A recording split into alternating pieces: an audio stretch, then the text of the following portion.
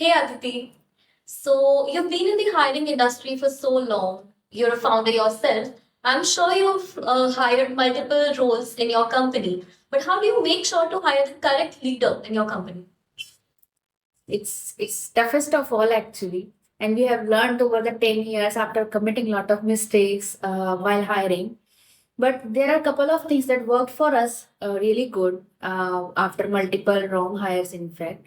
So, first thing that we look for in someone, if his why is aligned with our what. And what does that mean is what exactly the kind of work you want someone to perform and the kind of outcome you want someone to give. It should be the why for the person as his expertise lies there, right? He and she should be really passionate about why someone is doing this particular job. So when this aligns, it works like magic.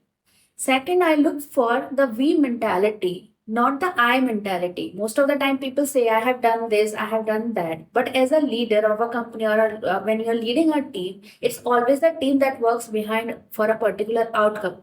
Leaders gives the direction and team performs. It's very important. Are you distributing the credit for the success or taking the responsibility of the failure, or is everything I? So in a leader, it's really important. And third is, I believe startup is a messy place where the things are in the building phase. There is no defined processes and SOPs lies. And most of the things the person when coming inside have to do it by themselves. So they should be someone who is enjoying all those challenges and mash and believe in they can create a better environment, better processes and make the company better with their own expertise and efforts.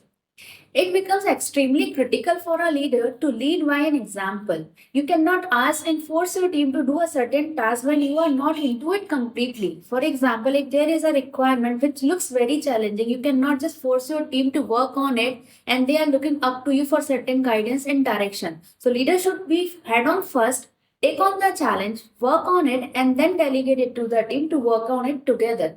So it's always lead by example. It's not just, like a manager, you are just giving directions and they are just reporting to you. So this is extremely important to me.